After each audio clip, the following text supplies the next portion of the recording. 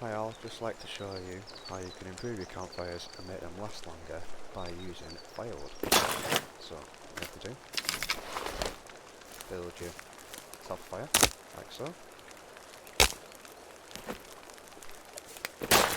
So fill the faucet with the stones.